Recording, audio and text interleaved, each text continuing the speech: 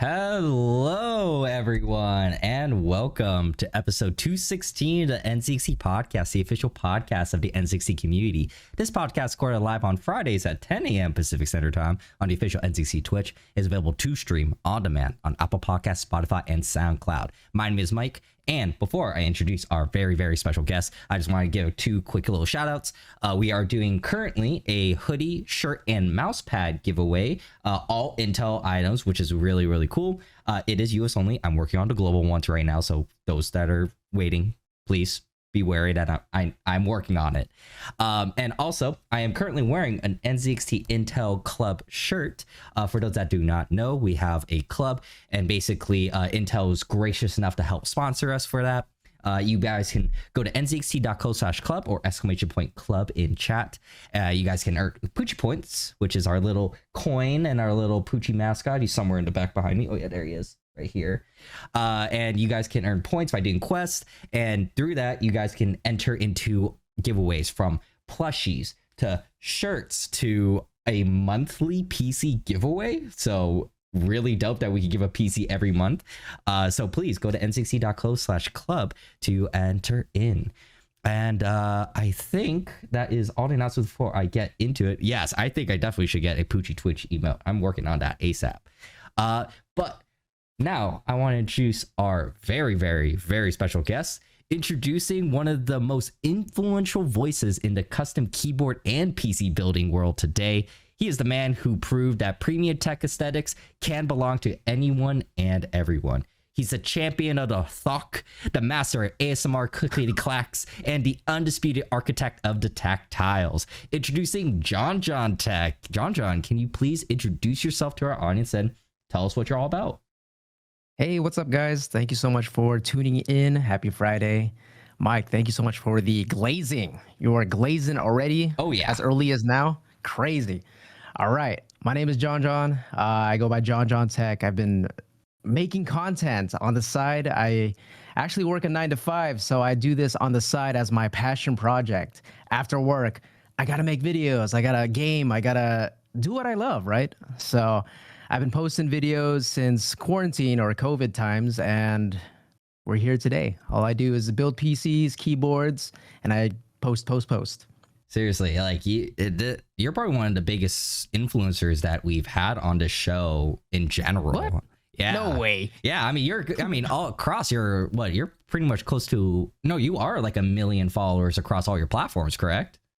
I think if you add everything together, yeah, it's over 1 million, just a little bit. But yeah, you're definitely one of the biggest influencers we've had, which is, I'm like, this is awesome. Wow. So those here that, everyone here is like, oh, I want, to do all these unboxing videos or get free stuff from companies.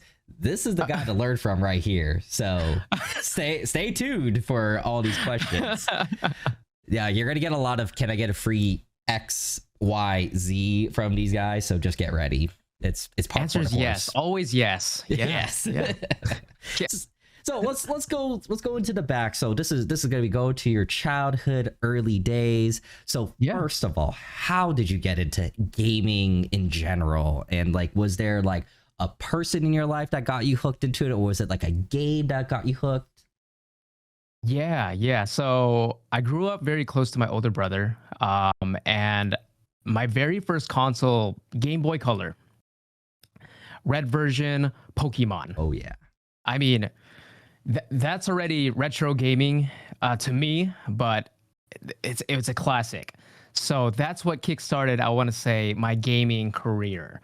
It started with Pokemon, then Sega. You can't go wrong with Sonic. Then you get the Nintendo 64. Oh my gosh, Super Smash Brothers. Okay. I grew up with 3 other siblings, so Super Smash Brothers with 4 controllers. Oh. That's all we did. That's my childhood, was Super Smash Brothers. And then the GameCube, and then the PlayStation. PlayStation was a totally different breed, but at the same time, you're just like, it's not just Mario anymore. Now you're getting into Metal Gear Solid. You're getting into Medal of Honor. Oh, well, actually, Medal of Honor was PC, but bottom line is it eventually evolved into console gaming to PC. And I have shout out to my older brother for kind of leading the path of since he's the eldest brother, us three younger siblings would just follow him, and he would just pave the way. There's 4-player games. The Wii has, a bunch of co-op games. So Oh man, that was awesome. And I also saw that in the thing that we sent you, you got super, super, super into MMOs. So which ones were you interested in? Oh, okay. So MMOs, as soon as I got my PC, it was RuneScape at first, and this was like prime middle school. Oh. RuneScape, MapleStory, and Guild Wars.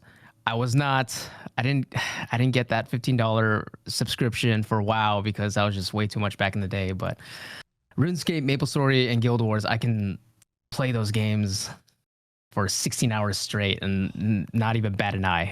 It was bad. What about MMOs like make you want to like play and grind for so many hours? To this day, I still can't answer that question. But I think it was just so simple back in the day, because if you look at like Guild Wars 2 today, there's just too much features. There's too much stuff to do. Guild Wars, like Guild Wars 1, it kind of just had like a guideline that you can follow, and then you can kind of like Skyrim. Then you can just do like side quests, and it was that simple. Nowadays, I just feel like there's just too much stuff to do, where you lose interest. Okay. Yeah, I got into Warframe when I was in high school, and it's a big grindy Destiny game and everything like that. And I was like, man, at first I hated the idea of like spending hours and hours just trying to do this one thing, and you're trying to find this one item for like 3 hours and you don't get it. I'm like, why would anyone want to do that? And then I got into it, and I'm like, I understand now. I fully understand it. Do you remember a time where you spent a long time trying to find like a specific like item or a quest reward or something like that? Do you remember one? It wasn't really a item. It was more of a mission and quest where, you get to the final boss and they're supposed to like drop something. I forgot the exact thing, but it was a green weapon in Guild Wars, and the drop rate, according to Guild Wiki, because Wiki was always the best, go-to platform to find information, it's a 20% drop, meaning that if I do this 5 times, I'm guaranteed at least one, right? 20%. That's simple math. I think I did the thing over 100 times. Yeah. I think I did the same mission over 100 times. Did not get it once. I had to buy it. You had to buy it? I used my currency. I was like, no, I'm done with this mission. I'm done. Nope. 20% chance that he couldn't get it over 100. What? I didn't even know. I don't think that was accurate, because gosh, I was living testimony of I did the same mission 100 times on hard mode, and it didn't drop. How long did it take to do each mission? Like roughly like 20, 30 minutes, depending on how good you are. I sped run the thing, but it's just annoying, because you're just like, my brain is rotting, literally doing the same thing over and over, and for what? I was questioning my life at that time. Oh boy. Yeah. So out of all the games, including the MMOs, what was like the number one? Was it Guild Wars? Would that be your number one game during your childhood? Yeah, RuneScape, MapleStory, and Guild Wars. I think I equally distributed my time between the 3 somehow. Again, when you're a kid, I think you just have all the time in the world. You don't realize how much time you can actually dump into gaming when you're a kid. And you're like, oh my god, I would sit like I would wake up at like 6 or 7 in the morning. Oh god, 6. Yeah, exactly. And then I played the entire day, and I go, you don't see the sun. Yeah, I'm like, I used to do that. I don't know how I did that before. Exactly. Yeah. Okay, you understand. You're a gamer. Oh yeah. You talked a little bit about it, and I know some people in the chat are in the older era. I'm not trying to call you guys old, but do you remember the specs of your first PC? Yep. Ready? No, I'm trying to remember mine. I'm like, okay. Oh shoot, I cannot remember. Yeah, go for it real quick. I think I even have a picture of it, but it's in the archives. It was an i5. It's Intel i5. It was called the Raptor Lake, and I think it was like a 1550 processor. And then the graphics card was an EVGA 5050 Ti. GTX. Before RTX, it was called GTX 5050 Ti. And that was like the creme of the creme graphics card at the time. You can find it at Office Depot and Staples. It was literally on the bottom. And it had just like a... If you remember the packaging on those things, they look fake. They look like a bootleg cardboard box that someone just printed some sort of label on it. But that's a graphics card.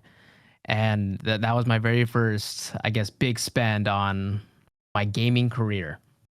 Oh, I'm pulling up some photos of this. Let's see. Yeah. You can RIP EVGA. EVGA 5050 Ti. Look at this. Oh my god. Oh my god, nostalgia. Single Love that. fan 5050 Ti. Oh, 6 I can buy it for gigabytes. $29. $29. I'm buying this. It's $29. I'm buying this, yo. This is a blast from the past. Oh my gosh, man. I think I was around the same way. I think I was like a 50. I think I was a 570 for mine first PC. Okay. In a big old black power spec box. Oh, good old times. Do you remember the times where you would click the button on the PC and it'll take like a minute to load up? So you would go to the bathroom or go get like a snack and come back. Like I always did that for mine. If you're talking about dial-up, yeah, you can go to the bathroom, you can make a coffee, you can check the mail, you can do a lot of things before the Internet Explorer shows up. Yeah. Kids these days don't know how easy it was. Like they turn it on, it turns on immediately. I'm like, oh, you don't know the struggle was. Mind you, so I grew up in a family of 6. They had to get off the phone too. So I don't know if you remember, but you have to hang up the phone and then get on the internet. You can't use both at the same time. Yeah. Oh gosh, PTSD is like. Well, tech has happening. Tech has like evolved so much, but I guess that's a good segue into this. So for those that don't know, like seriously, I see it. Follow Jonjon on social. Seriously, check out his page, man. Like there is so much awesome and good information. So I want to kind of go into that because I know some people want to be where you are right now. What inspired you to really start a page? So small creators, and I remember my inspiration at the time because it wasn't that long ago. It was during quarantine. Small creators is what inspired me to make videos. So the shout out to the creator. His name is Lo. He's actually 100 Thieves Lo now. Yeah. He built and upgraded his PC gradually, and he was also a streamer at the time. So he made it like look fun, and it as it should be. Building your PC is fun. So he inspired me to make videos similar to that. And on top of that, he was also educating new builders on, what's good, what's not, what's, price to performance, simple stuff like that I wish I knew when I built my first PC. So it's simple, smaller creators that, need the support, because simply liking and maybe even commenting goes a long way. So doing stuff like that, for me, it was Low. It spiked a friendship. It spiked, hey, I you inspired me to make videos, and here we are doing the kind of the same thing in a sense. So kind of a full circle type thing. So I want to pull up your first ever video that you posted on TikTok. Oh, no. Oh my God! All right, I'm gonna. I don't do this. I always do a little digging into for these things. So let's take a look into. This was March 24th of 20. This is like the early days of quarantine. Even the masks and everything like that. Let's see. What video is it? Wait. Oh, it's you picking up a Nintendo Switch. Hey, it's Corona time right now. Oh, the Animal Crossing special edition Nintendo Switch. Oh yeah. Or is it a regular one? I think this one may have been a No, this one looks like a regular one. Yeah, this one's like a regular one. That's the one I bought for my niece and nephew. Yeah, I was just like, this is the wow. And then you look at the videos to this day, it's crazy how times have changed. So like, how different was TikTok during like the COVID quarantine era to like how it is now? Everyone was on it. Everyone was on TikTok. And when I say everyone, I mean like there wasn't like 10 minutes where you're not on TikTok because you're stuck in your house and it's either, you know, yeah, you want to learn a new recipe, you want to try a DIY project. Everyone was learning and just consuming content on TikTok, and the other apps were just dead. So it was way different during the quarantine times on TikTok. And again, I never thought that I would pick up a camera and make videos, but TikTok itself, and again, the small creators inspired me to actually just do something and talk to the camera. And that's the hardest thing at first, but once you get over that hoop, you're unstoppable. It really was a different time back then. I mean, yeah, I see someone saying Animal Crossing and COVID, like it was, man, I spent hours upon hours on my island, you know, doing this. And, you know, I did not time skip, but I wish I did because I would have played a lot more. I held true, but I kind of wish I did the time skip thing. But, oh, man, that was a different time. And also during this time, you started posting some gaming videos as well. You playing Valorant and everything like that. Like, so I tried streaming. Yeah, I tried streaming, and streaming is hard. Streaming is like, if you're gonna stream for hours and hours of people watching your gameplay, not to mention you have to be like entertaining, smiling, and reading chat while locking in. Those guys are built different. I gave it a try. And ultimately, I found more passion. I found more happiness making videos rather than live entertainment. Can I say that? Yeah. Yeah. So so how long did you stream before you started making into more like tech and like unboxing videos? Like how long did that take? I gave it a year. I had like a strict streaming schedule, and I gave it a year. And I mean, if I tried it again, I would definitely change a bunch of things. But ultimately, it's content. Content is king. You can be streaming for 3 hours to 12 hours. It doesn't matter. If you're not making content, it's not going to help you grow. So content was definitely king, and I should have focused more on content rather than the streaming itself. Gotcha. So after this time, you actually started to make more videos about like, I saw you talking a little bit about Lo and how he like slowly upgraded his computer. And I see that you also did the same thing. Like you're like 72 memory usage, and you started like doing some upgrades to it, like installing new RAM and, you know, getting all these other stuff.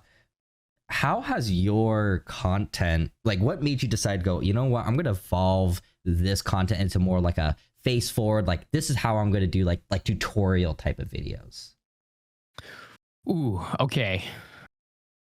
Okay, to answer the first question, my computer was horrible at the time. It was a AMD 8350 or FX 8350, which was a super like heat. It conducts a lot of heat. It was the processor that overheats all the time. And then it was a 9070 RTX or GTX 9070 or 970. It's not even a 970. So at the time, the 30 series cards were just about to come out. Oh, wow. So I'm 3 generations behind, and I said, yeah, it's time to upgrade. So that was the biggest push for me to start upgrading. Once I started upgrading my PC, I got the parts, and I said, hey, I'm not just going to unbox and build it. Let's turn the camera on and start practicing talking to the camera. And man, it was so bad. It was so, again, if you're watching my earlier videos, you can tell I'm getting awkward, or it's like, I don't know what to say. So I just start yapping random stuff.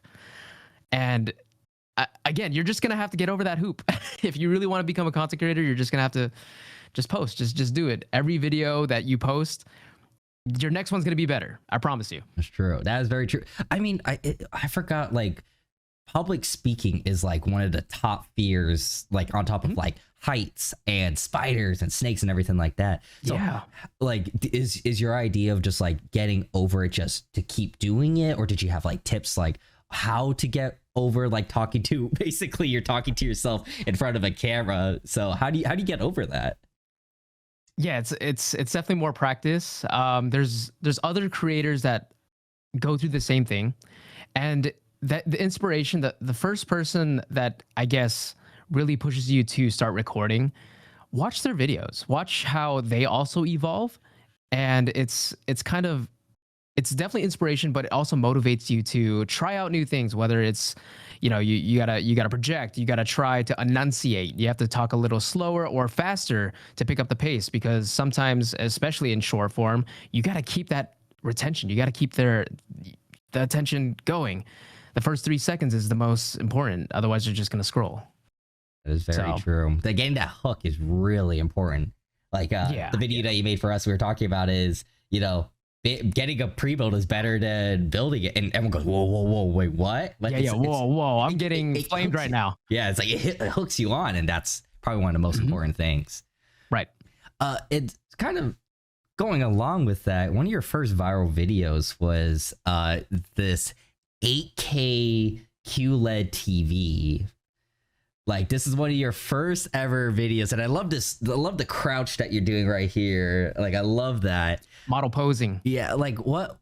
Like, this is like one of your first like videos to get over hundreds of thousands of views. Like, first of all, how did it feel to see this thing blow up? And also, how do you feel that it blew up because it was just the size of the TV? You're like, what is this thing? Yeah. How did it feel? It felt surreal. It's hard to explain how it felt, mainly because I thought it was fake. Again, TikTok at the time, everyone was on TikTok. The first like 100 views, you're just like, cool, I got 100 views. Then there's a comma, and you're like, that's 1,000 now. And then 10,000, and you're like, oh, people are liking my videos. And then you start reading the comments, and the comments are just like, how tall is this guy? This box is way bigger than this guy. And then the poses that you're seeing, super awkward, but it kind of ties into what I'm trying to, I guess, convey is you have to get comfortable in front of the camera. You're not always going to be like that in IRL. I mean, I guess people have that personality, but what I'm saying is have fun with it is the purpose of these videos. Because if once you start making it like, I got to do this, and this, you're going to not like it. You're going to not like what you do. Very true. And so someone in the chat goes, can you even see 8K? Exactly. Oh, that's one of the comments there. If you keep reading those comments, you're like, is there even 8K content nowadays? And I'm like, no, but it's nice to future proof, right? Yeah. Oh, that's gonna be a great question down the road about future proofing. I have a question about that later, because I know that gets into some heated arguments and everything like that. So you posted you getting a Switch during quarantine. You got gaming videos. You started streaming for a bit. Then you posted this video of a TV, and then this is when you actually really started making keyboards. So this video was the GK61. This is like one of your first ever like building your keyboard videos. So like, first of all, what about keyboards is like super fun that you're like, this is gonna be my niche, to like, why did you fully go into it? So again, during quarantine, but before that, sorry, I work a 9 to 5. I think I mentioned that already. During quarantine, a lot of the workforce people had to convert from going from an office job to a work from home job. So people were in the market of buying a desk, a desktop PC, and then peripherals. They need a keyboard, mouse, monitor, you name it.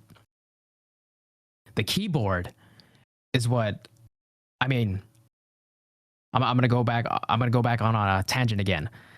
Customizing your keyboard from the ground up is like customizing your weapon of choice to get to tackle the day of emails, working essentially, right?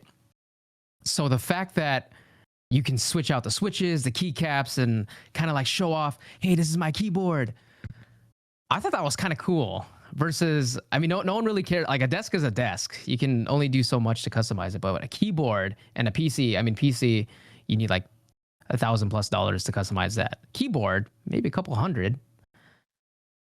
Keyboards, I feel like were the wave at the time because, the switches and the keycaps were the trend, and then I type fast, and that's what kind of kickstarted JonjonTech was my typing sound tests. So people ASMR, they like the thockiness, they like the creaminess of the sound. And people admitted to me, they would DM me and say on my comments, hey, can you do a 1-minute version of this typing test so that way I can fall asleep to it? And I'm like, yeah, I can do that. What? And I guess they just have their phone next to their pillow or something, and it's just like replaying over and over. I have no idea. I've never heard of I've heard of ASMR and people, wanting to fall asleep. I never heard of people falling asleep to keyboard ASMR. Yeah, that's interesting. Wow. Did you have like that moment of like, man, I actually kind of made it. Like, this is it. Like, was it when you hit like 100,000 followers, 50,000? Was it when you started to ramp up and getting into the tens of thousands? Not really. I mean, I'm human because I always compare myself to, like iJustine, like something like that. Mm-hmm. But there was no time where I was like, I totally made it. No, because I think my human nature is I always want more. I always want to strive for better, more. I got to work harder, greater, more efficient. Right. And I think that's just who I am. Wow. Yeah. So you're always on that like constant like grind and everything like that. Yeah. I guess that kind of leads into it. And I know a lot of people here kind of deal with that, is like always wanting to grind can lead to burnout and like, I don't want to do this today. Like how do you get over that? I remember why I got started, and I mentioned this before, you got to make it fun. Mm-hmm. And as soon as you start thinking of it like a business, I need to make money, I need to get free stuff, I need to do this, this, and this, it becomes unenjoyable. And then that's on top of that. Why am I doing this? I don't even want to post or edit or do any of that stuff. And then you just go into that spiral of, not enjoying what you do. And that's the burnout. It's real. I mean, we're human, but I say keep it fun. Always go back to why you did it and why it keeps you happy or why you enjoy doing it. Oh man, because that's everyone says you do what you love, you'll never work a day in your life. Do you still have those times where you're like, man, I really don't want to make this video, or like, oh man, I just want to like sleep in and or I'm just gonna play some games, I don't want to edit. Like how do you get over that? Health is wealth. Mm-hmm. Always put your health, your mental health too, especially. Prioritize that. Always put it first. So once I have that, I don't want to make a video. Okay, don't make the video. Unwind. Play the games or take that extra or sleep early. You got to do what you got to do. And bottom line is, it's not necessarily a race. It's more of challenging, you against yourself. So I don't recommend you always just, pushing yourself to post, even though I did say that. I do recommend prioritizing the health before anything else. I guess along with that, and I think as like a creator to another creator, for us, mm-hmm. we sometimes value ourselves because of views, right? Like, oh my God, I hit 3 million views this week. I hit one of my videos got over 500,000, like, all this stuff, right? So like, in the beginning, you hit a couple thousand views. You're like, oh my God, this is crazy. To now, like, if a video only gets like 2,000 views, you're like, this is a failure. How do you protect your mental state from getting to that point? Because it's like, you know, the algorithm can be so volatile. How do you like keep your self-worth that high? Because sometimes it feels like I'm a failure if I only get like X amount of views.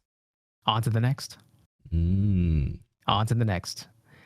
I wouldn't spend way too much. I mean, you can look at the analytics and understand why it didn't do well, and then just apply it to the next video. And then if the next video flops, on to the next. So the creator journey is trial and error. You can ask anybody that goes viral. You can ask anybody with 1 million views, tens of millions of views. They'll always just say, post, go to the next one. I like that. I like that a lot. You know, just I think that's you know, that kind of correlates with the thing is like just keep posting, and I think that's like the mindset is just keep moving forward. Not like you have to post every day. It's just just slowly just keep moving forward. Don't dwell on it. You post it, it's done, out of your hands. Move on. Keep it going. Yep. Yeah. You know, there are a lot of, you know, we were talking a lot about the mental state of dealing with views and the algorithm and catering to people, right? You know, you post like the AK video, you know, people are like, yo, you're so short, or oh, this is not a real AK TV, this is a fake TV, you're doing this for likes. So like, what challenges have you faced as a creator, and especially to this day? Like, what challenges have you faced now? And then like, is it all mental, or do you also get like physical challenges too? Oh, both. Favor, Mike. Ask chat, how old do they think I am? Oh yeah. I think people will be, you know, I think people tend to either very overestimate or very underestimate your age, especially for us. Truthfully, ask chat. Yeah, ask chat okay. Truthfully. 34, how old do they think I am? 32. Some said 24. See, it's all over the spectrum, right? It's all over the. So what's the average answer that you're seeing? Thinking like, I don't have the chat. Yeah, I'm thinking he looks so young, so I'm going high. Oh, okay, I see that. So there you go. See, so I think you're getting either the range of like young 20s or like mid to early 30s. I think that's the range right now. I'm 32. But if you watch my videos, the comments will be like, who the heck is this 12-year-old telling me to buy this 5070 Ti? What? TikTok banned me because when I streamed, TikTok banned me because I did not reach the age requirement of 16 years old to stream. What? In CES was this month. I got jumped by 11 security guards looking for my ID and thinking my ID is fake. I was playing blackjack. I mean, it strokes my ego, but at the same time, it's hard to convey a message like, hey, I'm about to build this PC, this amazing looking PC. And then everyone's gonna be like, daddy's money. So low key, it hurts, but at the same time, it's like, dang, they called me a good looking young person, but I'm 32 and I'm working so hard to, you know, make these videos for you guys, trying to be educational and stuff. But here we are. I'm getting what's the word? So there's how do you it's not miss age. Is there a word for that? Like you can accurately judge someone's age. Is there a word for that? There's no word for that. There's probably something out there for that. There's something like that, right? But that's me right now struggling to, I guess, get into the educational content without some 21-year-old saying, why is this 12-year-old telling me this random stuff that he just read off of Reddit or something like that? So that's one of the challenges. So that's the physical challenge, I believe, that answers your question. And then the mental challenge is just, you know, you got to push forward if your views don't do well, or, you know, if the video that you spend 3 hours editing for flops so hard, and then the video that you spend 10 seconds on does well, and you question why. My advice to that is don't question why, just either make the next one or do what makes you happy, which is that 10-second video that did well, right? Just keep doing those. I like that. That Yeah, actually, until you understand the why, right? that actually is like a perfect segue into like my next section is about dealing with the haters, right? You know, Okay. as you grow, as you get an audience, even if you don't Yeah. have an audience, like if you get a one Yeah. post that goes super viral, you could get it. You could get hate, crazy Yeah. hate for doing something, and Yep. you're like, whoa. How do you deal with that? Like, I understand it's like, oh, don't listen to, but like everyone can say that, but can you actually just don't listen to them? Those are the best kinds because that's the engagement you want. And the perfect example is the NZXT Player 2 Prime build that I just made a couple days ago. That thing is slowly rising. It's like I think at like almost 200K views on TikTok. It has that paid partnership little ad, so haters will just be like, paid partnership. He literally said pre-builds are cheaper than building your own. It's the same thing over and over, and all I'm doing is either replying back saying it's true. RAM Apocalypse is $500 for a pair of 2 sticks of RAM. And then I even made a rebuttal video after that doing a price breakdown of the NZXT Player 2 Prime. I took it apart. It's right next to me. Here's the Asus, the Prime 5070 Ti that was in the Player 2. Here's the motherboard with the 9700X. I did a price part-to-part breakdown on my next video, flopped as a rebuttal, as a response to everyone saying this guy's lying, this guy's spreading misinformation. But I have it price breakdown. It came out more than the pre-built because you got to buy a pre-built nowadays to get a good price. I'm sorry, it's true. The times have changed, man. Times have changed. Times have changed. Yeah.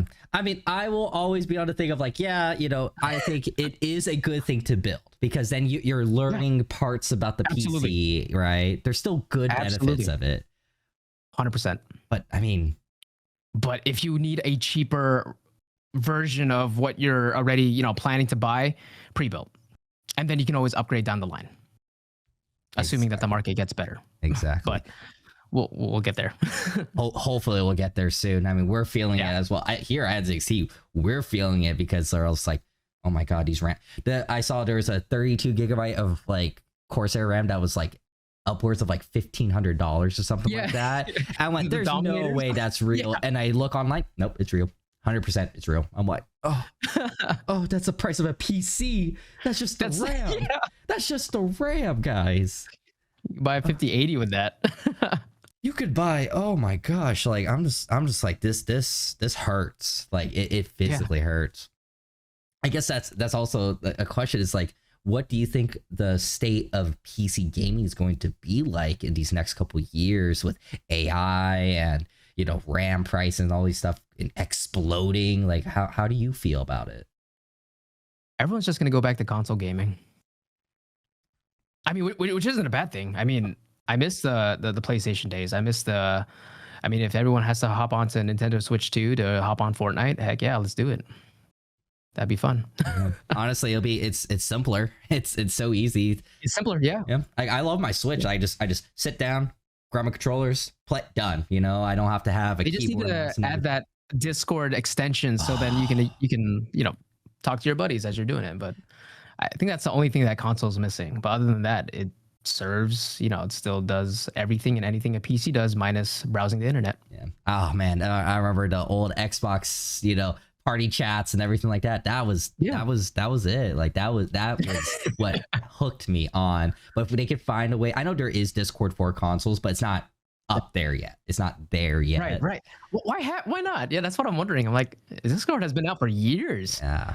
Years and years. I wonder how hard I assume it's because like typing and like doing photos and everything like that is super difficult on a console. So I get that, but it'd be so good if you could. It'd be so nice. Yeah. I mean, what my niece and nephew does is they have their phone and then one AirPod in, and then they just go on Discord on their phone, and then they go to the chat room, and then they're just like gaming. So I'm like, dang, times are totally different now. Yeah, they're built different. I'm like, okay, smart. Oh, I actually had a couple questions that were sent to me because some of these people want to be like, please. upcoming creators. So one question is, I'm like, if I'm looking to get into the creator space, into content creation, unboxings, tech reviews, all these things, what gear or software should I prioritize first? I know you could do things just on your iPhone, but like, what should they prioritize first if they had to? If they want to start editing, Premiere Pro, I would say Premiere Pro, even though it is a month-to-month subscription, has all the bells and whistles you need to make those crazy looking edits. I mean, again, it can be as simple edits to crazy edits. It can do it all. Versus when I bought, I think it was called Filmora. It was like a one-time price. I was very limited to editing texts or these little animations of just sliding it across, like stuff like that. And I was like, what am I doing wrong? And it was just the tools that I was researching. It was just wrong. So I would say the editing platform, do your research there, whether it's Film Cut for Mac, and then Premiere Pro for either Mac or PC, and then there's even DaVinci. And DaVinci is actually trending right now because of the bit 10, the color bit 10. I'm not sure if you're familiar with that. I'm not familiar with this. Okay, so do you know what log is when you film? Yes. S-Log. Yeah. So people will film in S-Log, which is like that grayscale looking thing at first. And then they input it in DaVinci and they have access to 10-bit color, which is the whole thing. And they can make it look so nice. So that's the advantage of DaVinci. The downside is you're going to have to go watch YouTube tutorials until you're like really good at it. So. Oh man. I would say the editing platform. Actually, that's a question. That's actually a question for me. Is like, what is your process from? Let's say, so we sent you the Player 2 PC, right? Yeah. What is your process from like, okay, here's the idea to getting it uploaded? What's the whole process like?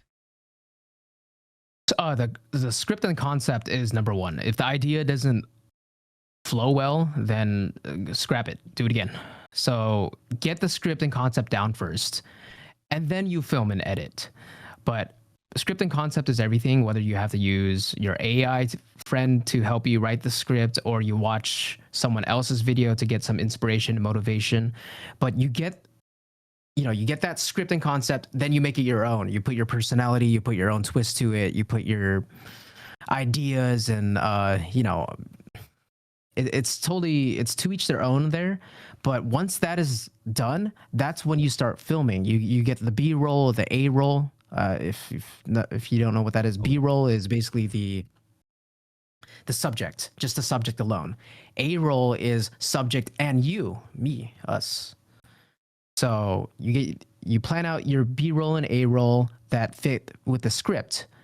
And then once you have all of that planned out, that's when it makes the editing process so much easier because you have the script and then you have the film and the scene already planned out what you want to show during that part of the video.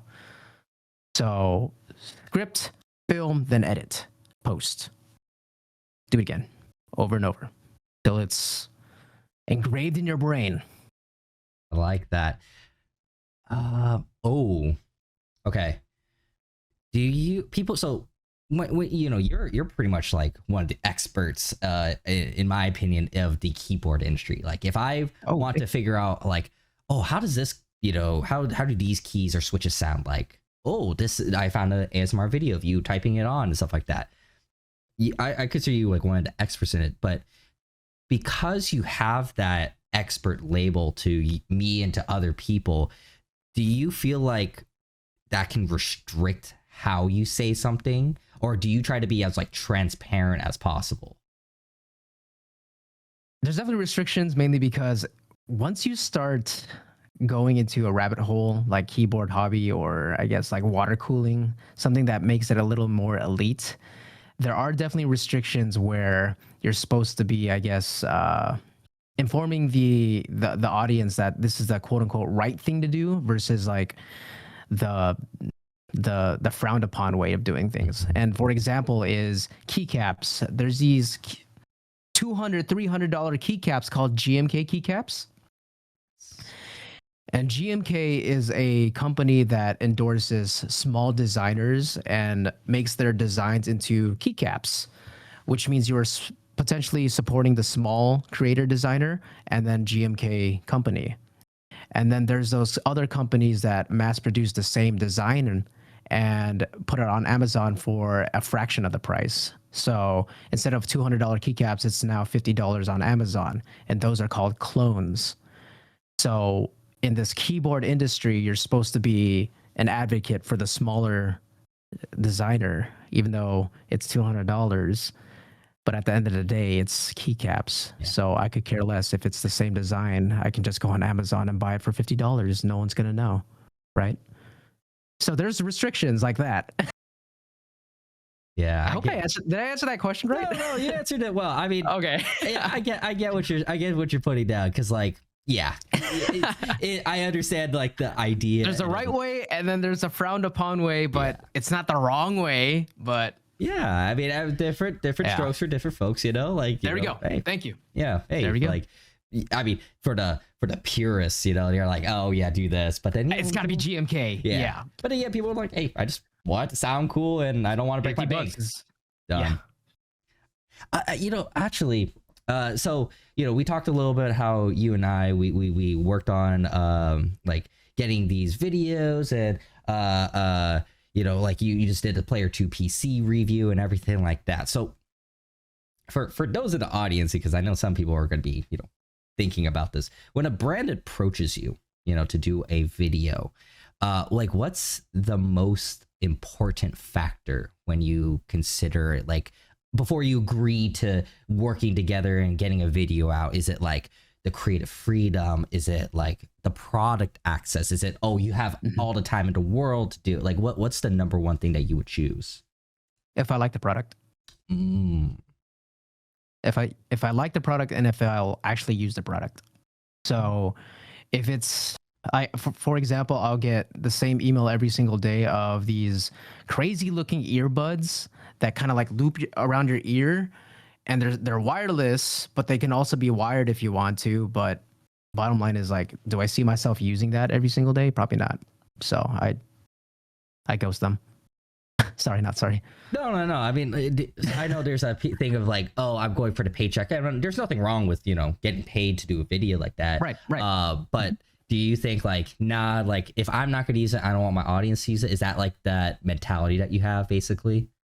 It's more of like, if I don't use it, I don't know how to make a video on it.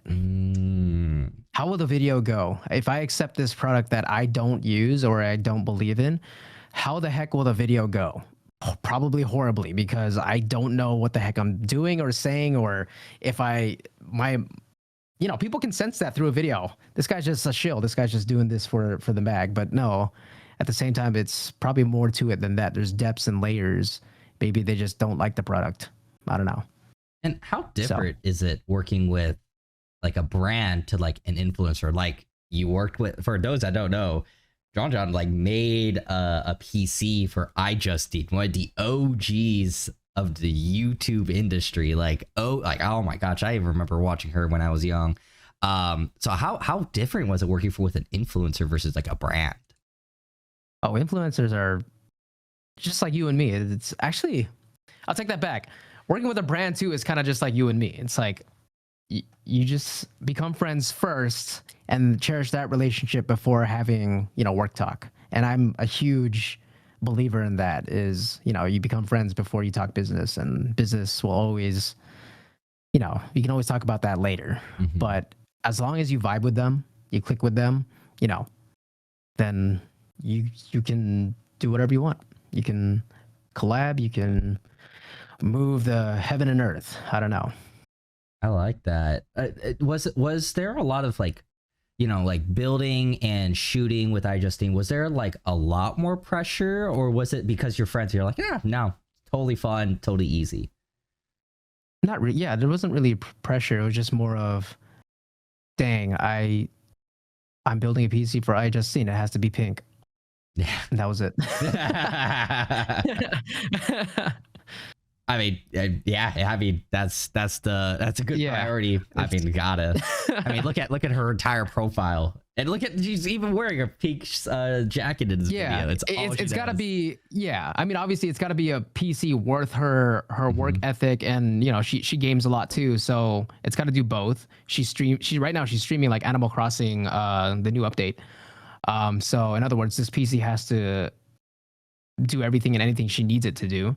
And then on top of that, aesthetics wise, pink, and then I use some LCD display to display a Labubu. So she likes that. I love that. And that was it. How do you measure like success for a brand or an influencer activation? Like, is it like you and them both getting subscribers? Is it just, being able to get like a product out of it? Like, how do you measure success? The relationship. So for example, one and done deals, I can definitely tell that like, oh man, they don't want me for the next activation. But for other companies that say, oh, hey, Jonjon, we worked with you in the past, we'd like to work with you again. That's when I measure, okay, hey, we vibed. We did something right here. Therefore, I have to do the same service, the same, same everything. So that way they keep, we're both happy. So especially in like, I see it like kind of like, in business, like sales will always be a win-win, right? So if the content creator is winning and the brand is winning, why not we win together and work again together? I like that. I agree. I mean, for like us here, we're so happy with like the video that you made, and honestly, like the also the style that you do it. It's very like informative. Some people just be like, oh, this is a PC, and then you get this and that, and I'm like, okay, that's fine. But when you could like break it down, you're like this part, and he did the follow, like no, like doing this and price comparing. It's like there, it's actually better. Wait, what? That's weird. Yeah. It's so cool. These past few days, it was fun trying to persuade the younger, or I guess the new PC builders, that it's true. And again, times have changed. So again, different strokes for different folks. Of course, I will always recommend building if you can. But I mean, if you just want to be like, I just want to play Arc Raiders, plug and play. I got to go with my friends. I mean, everyone, they're talking about it every day. I just need a PC. Come on. Yeah. There you go. Go to Best Buy, get that pre-built. Something like that. And this next section, before we get into the rapid fire, which is one of my favorite sections, is you are a father and a husband, right? Like you're not just like, oh, come home, I can just go play some games, right? Like, no, you have other obligations. Right. So first of all, like, how has it been? No, I guess I was gonna say integrating gaming into your family life, but really is like you were always a gamer, and then now you're like, oh no, I kind of have to like switch things up. So how has it been trying to game with also balancing family time? The honest answer is you don't. You just don't. And the best advice I can give you is, I mean, you'll always have like the perfect schedule or the perfect plan in your mind. And you try to do it, and it never happens. I'm telling you right now, it never happens. So the best thing you can do is you got to ground yourself. You got to be present in the moment and just do the best. Prioritize the things you got to do now and do the best you can at it at that time. Because again, planning it and I'm gonna do this for an hour, in 30 minutes I'm about to go game. It's not gonna happen. There's always gonna be something. So wing it the best you can. Have fun with it, and again, just do what you got to do. How do you get your little gaming fix? Is it like, oh, maybe when I'm going to the gym, I'll go play on my Switch, or it's like, oh, when they're going on a walk, I'll play like 15, 20 minutes. Is there like a way for you to get your gaming in, or you're like, no, you know what, I'm totally fine with it? It's not planned. It's more of like after the baby's asleep, that's when I can work on on either making a video, or I can game, or I can edit, or do whatever I need to do. But basically, this is my unwinding part. I call it the dad's night shift. So after the baby's asleep, wife's also sleeping too. It's roughly maybe 9 or 10 p.m. depending on what it is. Those 2 hours before midnight, I can sometimes, gaming sessions can even exceed midnight, but those 2 hours are, I would say, sacred to me because it's, whether I need to script, film, and edit, or I can just use the time to game. And depending on the next morning, how I feel is just, oh man, I should have edited, or man, I should have gamed. It's just all contingent on that. But again, it's not really scheduled. It's more of like, what am I feeling today? Am I feeling productive? Am I just feeling, let's just unwind. Today was a rough day. Yeah, that's how I fit in gaming. Okay, yeah. I think people should learn that, like, because you're a gamer does not mean you have to quit it, but there are things that will take priority over, Absolutely. oh, I want to go play some Arc Raiders or play some CS2. Like, you may have some other obligations. Yeah, just lose some sleep. Yeah, gosh. what's that you need triangle? sleep. It's like a sleep, gaming, and like family time. The choose balance. two. Yeah. And you're like, it's true. It's true. It's true. Yeah. Yeah. Sometimes it's choose one, but most of the time it's choose two, because you're gonna lose out on sleep or you're gonna lose out on gaming. But it's just how it is. That's right. Let's see. I'm looking through some other questions that I received. Oh, one of the best questions I received. How do I get a free PC? But they're asking you as a content creator, how do you get a PC? Not us. We get those DMs all the time, but like, how does a content creator get a free PC? Oh, personally, how does JonjonTech get a free PC? Yeah. Okay, the short answer is you don't. You still have to work for it. There's no such thing as a free lunch. There never is, okay? I'm sorry, you have to understand that. You need that mindset. There's no such thing as a free lunch, okay? So whether, again, you're buying the PC in a way, whether it's not your money, but you're spending your time and effort of building a PC, the video editing and doing all that stuff for them, that brand, I guess that's how I get a free PC, is working with them. But the answer is no. There's no such thing as a free PC. Yes. Sorry, not sorry. Unless you win in the lottery, those free PC giveaways that, again, some of them are real, some of them are fake. I can't point out which ones are real or fake, but I know which one's real, which is the NZXT Intel Club. That's you guys give away a free PC a month. Even that isn't free, because someone has to pay for the PC. So Mike pays for it. I don't know if you guys know that. Out of my own pocket. No such thing as a free PC. Yeah, I think that's a brilliant way of saying it. Is, even if you like, I know I get all these comments of like, why are these influencers that have all this tech and everything, they get free PCs?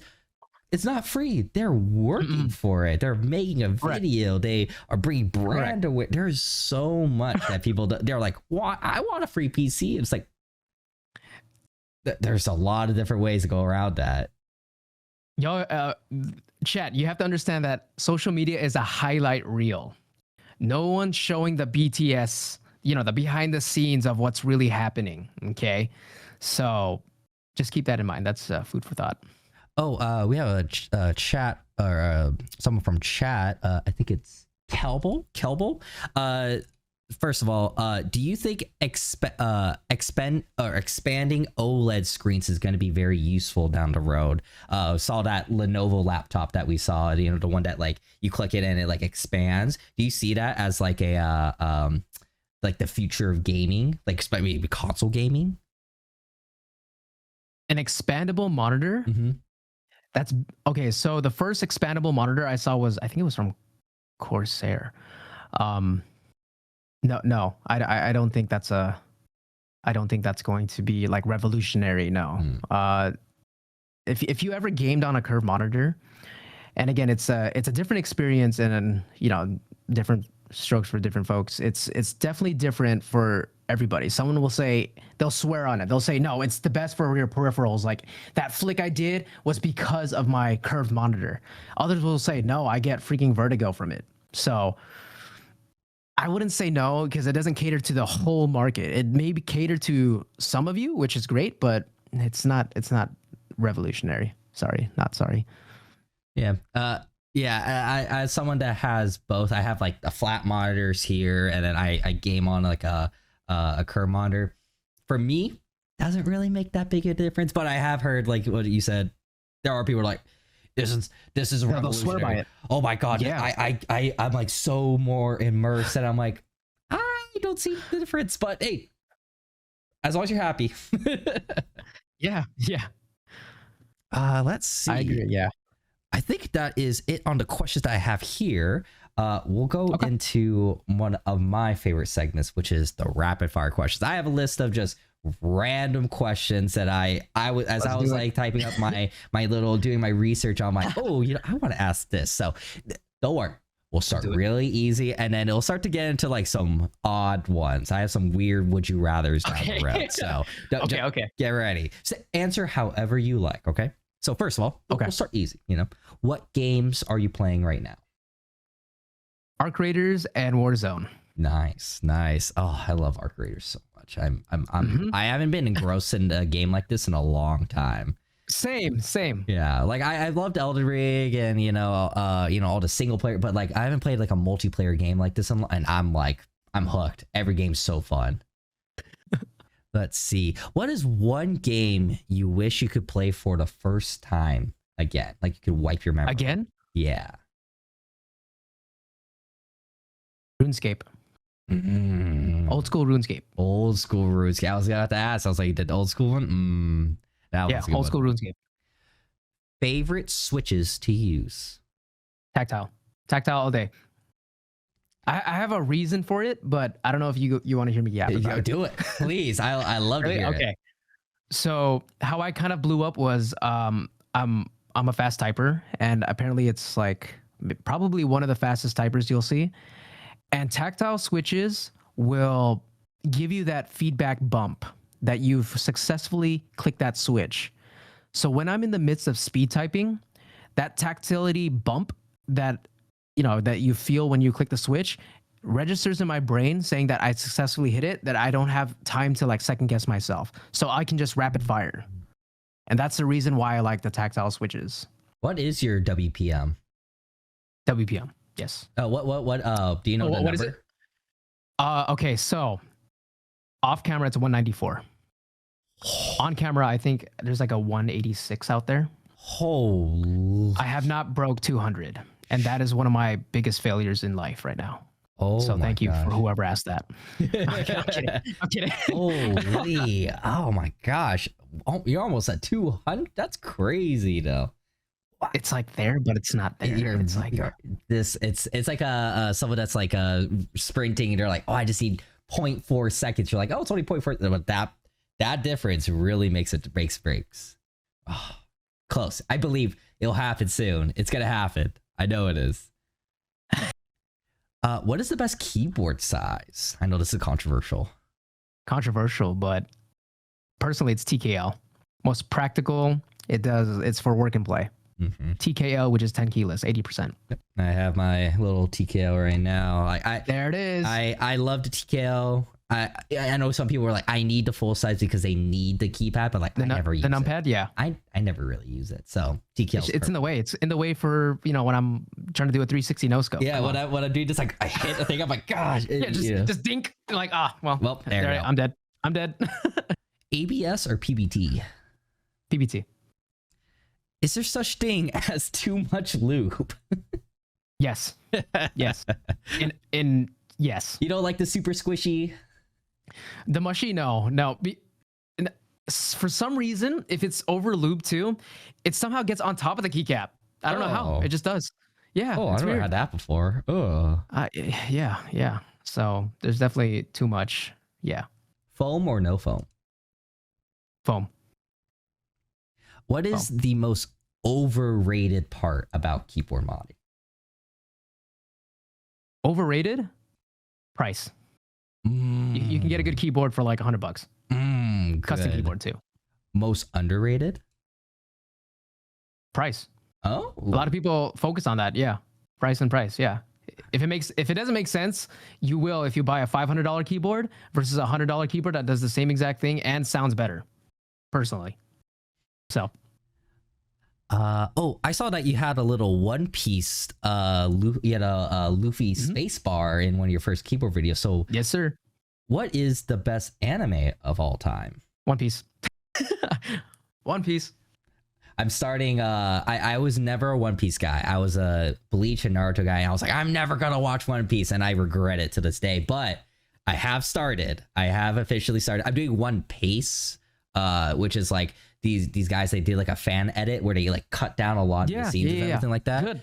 I'm Perfect. finishing up. I think Syrup Village, the guy with the glasses and the Edward Scissorhands. Oh, okay, Usopp. Yeah. What is your favorite arc? And you can say it because I haven't seen it yet, but you can say it, and I'll definitely watch that. Enies Lobby. Enies Lobby arc is my favorite one because Nico Robin is my favorite character. If you had to eat a devil fruit, which one would it be? Oh, Luffy's easily. You would choose gum fruit? Yeah. I think it's so practical. He's so creative with it. It's just like, I want to do that, even though it was rated, especially in the beginning, it was rated one of the worst devil fruits because what else can you do? Yeah. But now you're just like, oh, that's really cool. Actually pretty I like pretty it, cool. yeah. Like I agree. Like I was like, oh, gum fruit, that's so fun. But I'm like, this is actually pretty good. Like it's actually really useful. It's good for moving around and for fighting. I'm like, wow, this is good. Oh, Yeah. Do you believe in future proofing? Yes, always. I know there's a lot of controversy around it. So what is the top things that you would future proof in your PC? Your processor, motherboard, and graphics card. Any of the three, whichever your budget fits. One of those three is, I mean, you'll thank yourself in the future. I mean, hoping that your motherboard is compatible with upgrading your CPU and GPU, but those are the top three I would focus on. I agree. I agree on future proofing. I know there's a lot of people at the office that are on the opposite side. They're like, no, just get it for now. You can upgrade it by.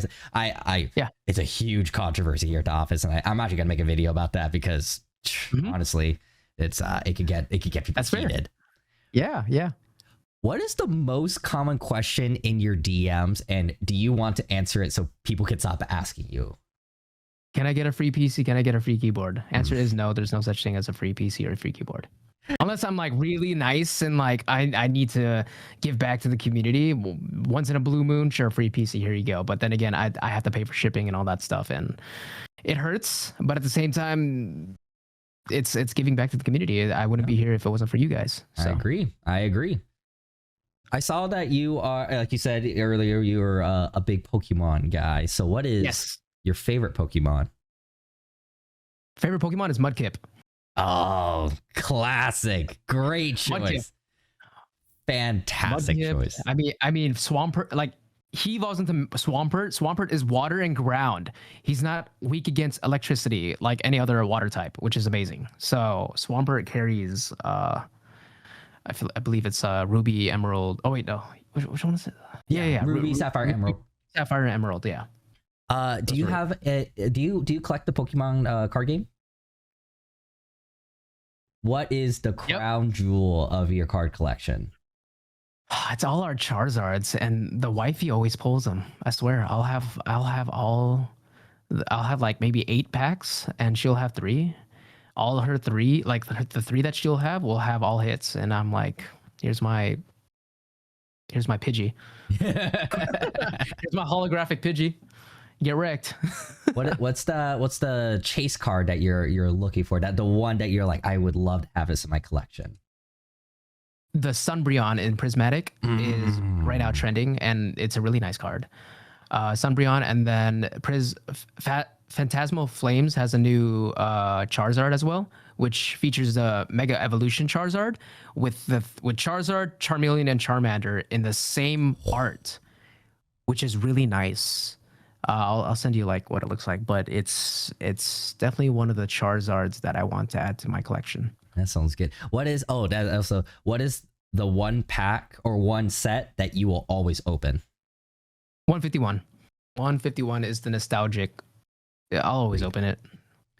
I mean, mind you that this is a Blooming Waters, but we're saving this for a date, me and my wife. Like a big event.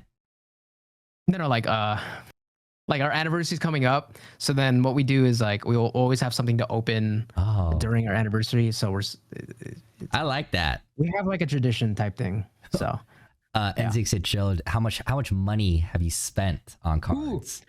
we're not talking about that.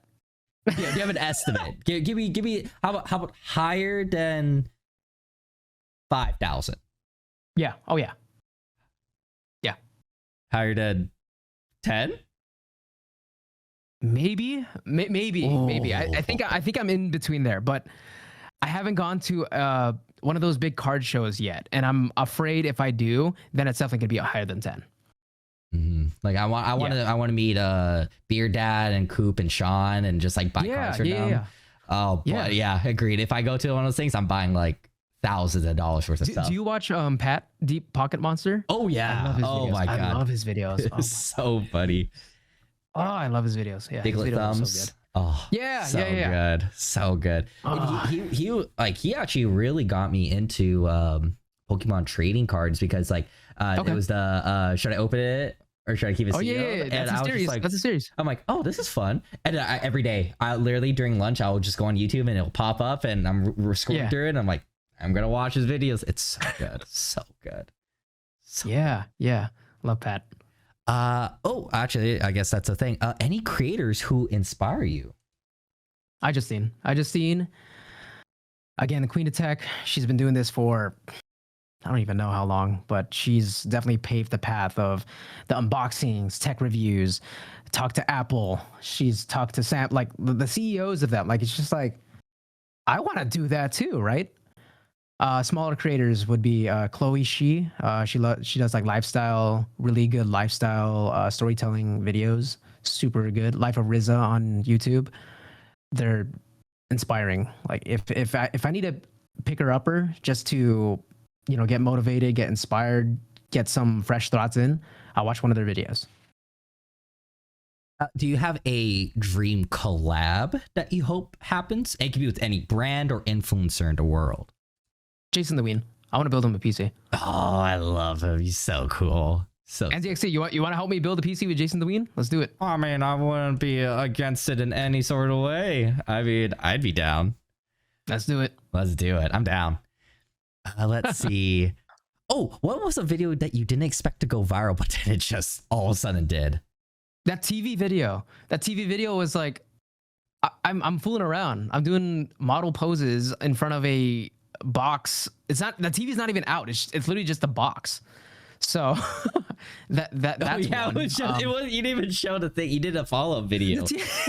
About it. So it was just a box too. I forgot about that. Yeah. So that one for sure. One of my typing videos, the split keyboard that has like 50 million views. That's actually the one that kickstarted it. So I made like a split keyboard, has tactile switches. It's called Boba switches, and I typed only like 160 words per minute on there, and it went super viral. What is the single best tech item you ever reviewed or unboxed?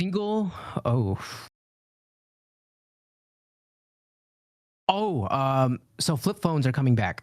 I don't know if you're aware, but yes, flip phones I've seen that coming back. The Samsung Z Flip 7, or yes, Z Fold 7. I'm sorry, Z Fold 7 is revolutionary. I feel like if you have the capability of having a tablet in your pocket and people actually experience that, you're gonna want one. And iPhone or Android, I mean, iPhone's coming out with a Fold, so once you experience that, you're gonna be like, I can't go back. I can't. I'm playing old school RuneScape on it. All phones I'm playing TFT on it. Oh. Yeah, it's huge. It's a tablet. It's shoot somewhere here, but I remember when the flip phones came out, everyone's like, "Oh, this is so weird. Why don't you just like my BlackBerry?" And then everyone had a flip phone. Oh, so good. Everything go back to it. If you weren't doing, these tech reviews and building PCs and making these videos, what do you think you would be doing? Building cars and racing. Ooh, interesting. Have you built like or do you have a car that you're working on as of right now? No, but I think I can learn easily. And driving is one of my like hidden passions. What would you want to drive? Right now, a Porsche. I want a Taycan. Oh, Not for tax purposes. I mean, I get it. A lot of people, get it for the tax incentive, but it's just one of those, like, when you're a dad too, you're just like, I want that. Yeah, I feel you on that. I feel on that. Okay, so I want to build a really cool keyboard. How do I start? Where should I look? How should you start is ask yourself why you want to spend over $500 on a keyboard. And then once you get over that hump, then it's like, okay, what sound profile do you want? Do you want it creamy? Do you want it thocky? Do you want it clicky? Third, once you find out your budget and then the actual sound profile you want, you got to know which size you want, the size. So what best function? Do you use the function key? Do you use the cluster keys? Do you use the number key? Do you even use the arrow keys? Because it can go as small as 40% to 100%. So you have to find out which size is most functional for your work and play. Now, after you find the size, now you can start shopping. You got to look for that exact size, and the best places to start is probably for fully customizable keyboards is, okay, KBD. Okay, it's called KBD fans. KB, B as in boy, and then D as in Derek. KBD fans. They have, actually, I haven't been on this site in forever, but this is where I'd buy my custom build PC or kits. And then sometimes they have group buys, and group buys are just the fancy way of saying pre-orders. But sometimes they have available in stock. So ready to use keyboards are right here. There's a ready to use tab. And if you scroll down, you look for your size. Let's say you're looking for 80%. Oh, they have the Athena 1800 in stock. Okay. They have the Holy 80, which is pre-order for $232. Mind you, this doesn't come with switches and keycaps. So that's the reason why I say $500 is because you have to still buy switches and keycaps. And then, of course, all the tools like lube, the stabilizers, I think that's pretty much it. Oh, the aviator cables if you want to make it look fancy, stuff like that. Wow, that is. It's kind of like when you go to a restaurant, it's a la carte when you're customizing your keyboard. You have to buy the rice and then the meat and then the veggies. Everything is categorized, itemized. So it's not an all-in-one. I'm sorry, it's not. So yeah, I think everyone, if you guys want to learn what keyboard you're looking for, go to Jonjon, !Jonjon in the chat. I'll go to his socials. Seriously, check up his like Instagram and TikTok. You'll find the videos of the ASMR and everything like that. Fantastic. Honestly, thank you. You don't have, we talked about the person falling asleep to the key. I get it now. I'm starting to understand it now. I'm getting it. I'm on board. Let's see. Oh, okay. All right. We just got a couple more would you rather questions. And then we'll go into the final announcements. Would you rather be a Pokemon master or attend Hogwarts? Pokemon master. Agreed. Would you rather have $1 million right now or $1 billion if you don't speak a word for a year? And yes, you can write and type and everything, just cannot speak. 1 year straight. My wife and daughter are gonna have to understand. That's the thing, because that's I usually ask these questions because people with like families, it's so much harder for them. You're just like, oh man, would you do it? 1 billion, B as in a billion. I don't think it's realistic to actually do it in 1 year. I don't think it's possible. So I'll take 1 million today. Wow. I gotta get a dub. You know what? Hey, take the million, take the dub right there. I mean, that's life-changing money right there. Yeah. Yes, it is. There's also another thing for $1 billion, but you have to skip every holiday from here on out. Oh, yeah. Okay, that one's easy. You would do that one? Yeah. Oh, yeah. Yeah. The holidays are stressful right now, especially as a parent of a toddler. Yeah. You just be like, oh, we don't have Christmas, but here, take a pony. Yeah. You want a car? Sure, go for it. Yeah. There you go. Some people are like, oh no, I love Christmas, my family, and I want that. But I'm honestly, I'll just buy you whatever, dude. Happy Christmas. Yeah. If I announce like what's going on, they'll be like, yeah, you're actually uninvited. Yeah. You're not even. Yeah. Sign me a mill. We're fine. We're chilling. You don't have to go for Christmas today.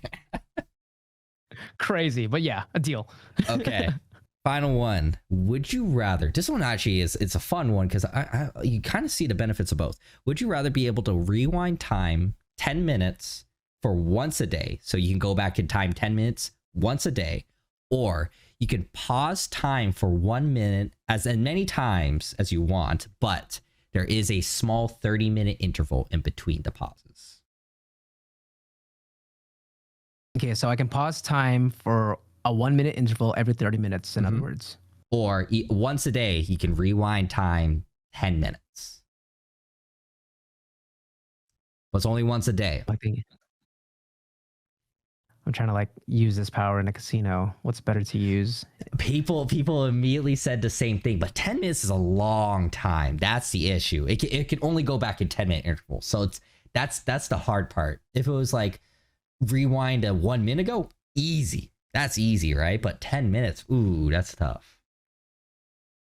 Thinking of like you have to remember. Financial too, because you can like instant gratitude. So like for example, like if I rewind 10 minutes of like, putting a huge bet on, let's say red. Oh yeah. Yeah, and then I can like stack it as much, like max out the limit, and then just come back the next day. Then I'll obviously get kicked out. But what I'm saying is, oh, that's tough. Or whatever like instant gratification would be like a day trader reading in the future. Oh yeah, someone in chat says rewind 10 minutes to become a day trader. Yeah. Like you dump like X amount of dollars into this, see the outcome, and then I think the day trader is like it's also. Yeah, I think the day trader work. Oh, Olivia in chat. Oh, I don't know about that, Olivia, because I don't know if that's early. It says rewind 10 minutes as soon as they announce the lottery numbers. I think that's too quick because you need to do it like beforehand, right? Like you need to wait. You have to have the ticket before. Yeah. I'm not sure. I mean, you could wait at the gas station until it happens and then buy it 10 minutes before. I don't know. I've never done the lottery tickets, so like I don't know if like you could do that 10 minutes before. It's like, oh, one day it's locked in. I guess it's just numbers, I guess. Could do that. I think I would do that 10 minutes before and then just switch my professional career to a day trader. Yeah, I think honestly, I think day trading is the way to go. Because if it was only one, it's like you could go back a minute. Oh, easy. You can remember stuff. But 10 minutes is a long time. And also for a day trader, I agree. Yeah, 10 minutes, that could work easily. Yeah, whoever said day trader in chat, good job. Yeah. I think that's the key. Okay, that is it on the questions. I'm gonna go quick into just a couple announcements, and I'll hand it back over to you for some updates on everything like that. So yeah, first of all, for those that are here, we have the NZXT Intel Club. I'm wearing the shirt right now of Chippy and Poochie right now. Basically, special thanks to Intel. They basically are helping us give away a ton of free stuff. First of all, we have 2 giveaways going on. We have the current one for JonJon's stream and podcast. We have a hoodie, a shirt, and a mouse pad. And then, there he is. And then currently, every month we are giving away plushies, shirts, and a monthly PC giveaway, which is huge. So go to nzxt.co/club, sign up, and participate in our community to earn Poochie points. You do quests to earn Poochie points, and I highly recommend you start now, because the more points you earn now, the more entries you have into the giveaway. So start ASAP, get the points now. I'm also running the community, so I'm going to be doing some fun changes down the road. So please keep an eye out in the next couple of months. Is Jonjon a member of the Order of the White Lotus from Avatar? I can see that. Yes, always. Oh yeah, I can see that. Next final announcement is that we are doing some in-person feedback events at our HQ. we already have selected them, but we'll be doing more in the future. We're pretty much going to do it almost every month or every other month. We're trying to figure out the timing. But in between, I'll also be doing some virtual in-person or virtual feedback events where you can talk to our CEO, our product designers, our director of design. Yeah, like you're talking to with the head honchos, and you can give your full like input and be as critical as you want. This year we're trying to do our best to bring our community into our decisions and also like to hear from the community. So please keep an eye out on our socials. I'll be doing them, try to do it every month, if not every other month, but please keep an eye out and please help us become better. Now I'm going to hand this back over to you, Jonjon. First of all, where can our listeners find you and your content online? I'm on TikTok, Instagram, and YouTube. All JonjonTech. JonJon Tech, one word. I'll also put your beacons that has the list of everything you have. There you go. So please follow them. Obviously on the Gleam, I put your socials in that as well. So you should be getting some followers. But please, everyone, thank you. Go to the beacons and follow him on everything. Seriously, one of the best tech influencers like out there. Oh my God. Appreciate it. It's awesome. Thank you. Great content. What is next for you? Do you have any fun, exciting projects or content that you can reveal to us that you're working on? Probably more in-person events. So I went to Computex last year and I would want to attend again this year because it's basically like CES, but more PC focused. And it's like Candyland. It's like, wow. I can talk to anybody and they'll know about PCs and it's kind of amazing. So we should I want to attend Computex. We should see you there. I'll see you there. But I think we have a couple people going over there. You may be able to say hi to Johnny. I think Johnny may be going there. So hey, say hi to our CEO while you're there. All right. Sounds good. Yeah. Let's see. Do you have any final thoughts or messages before we ask you the secret code? So any final thoughts or messages you want to talk to the audience? Final messages. In today's market, buying a pre-built is better than building your own, and I'm double downing on that. I agree, especially with how RAM prices are and SSD. And horrible graphics cards are now at like what 40% capacity or down 40%. Like guys, it's tough. It's gonna be a tough. It's still going up, by the way. Yeah. So yeah. Hey, we're all in this together. We're gonna pull through. It's gonna be okay. It's gonna be good. It's gonna be good. So we're giving away a hoodie and a shirt and a mouse pad, all Intel related. Right. We have a secret code word for those that are here. Basically, it's our way of saying thank you to those that are listening live. What do you want the code word to be? It can be anything. I get to decide it? You get to decide it. We'll do a code word pre-built. Pre-built. I like that. Don't type it in yet. I have to update it on Gleam. But I like that code. So I am updating it right now. Everyone, please refresh your Gleams because the Gleam is being updated now. So please refresh your Gleams and type in the code word pre-built. Pre-built is the code word. Do you have anything to say before I go into our little closing announcements? No, thank you so much for everyone tuning in. Happy Friday. Hope everyone has a great weekend. And again, thank you so much, Mike, NZXT, for having me on your podcast. This was amazing. This was fun. It was so fun to have like cool tech influencers on because like they know what to say. They know like what I want to talk about and like, oh yeah, what about this piece? Yeah, oh, I know what to like.